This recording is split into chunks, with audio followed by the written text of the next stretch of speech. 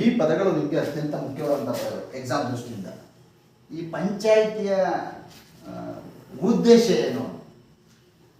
ಈ ಪಂಚಾಯಿತಿಗಳ ಉದ್ದೇಶ ಏನಿದೆ ಅಂದರೆ ಅತ್ಯಂತ ಮುಖ್ಯವಾದಂಥ ವಿಚಾರಗಳು. ಇವುಗಳ ಬಗ್ಗೆ ಅಪವಿದ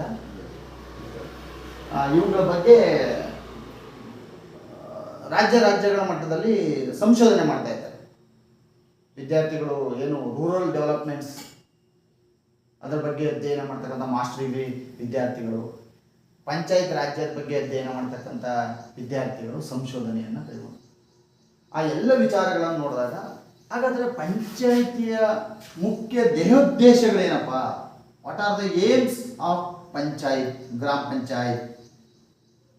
ಆ ರೀತಿ ನೋಡೋದಾದರೆ ಒಂದು 5 ಪ್ರಮುಖವಾದಂಥ ಅಂಶಗಳನ್ನು ನಾವು, ಮತ್ತು ಈ ಎಲ್ಲ ಪದಗಳು, ಎಲ್ಲ ಪರಿಕಲ್ಪನೆಗಳು, ಇವು ಬರೀ ಪದಗಳು ಅಂತ ಹೇಳಿದ್ರೆ ಸಾಲೋದಿಲ್ಲ. ಇದನ್ನು ತುಂಬ ಓದಬೇಕು. ಇದಕ್ಕೆ ಮಾಸ್ಟರ್ ಡಿಗ್ರಿನಲ್ಲಿ ಪಂಚಾಯತ್ ರಾಜ್ಯ ವ್ಯವಸ್ಥೆ ಬಗ್ಗೆ ತುಂಬ ಇದೆ ಇದ್ರ ಬಗ್ಗೆ.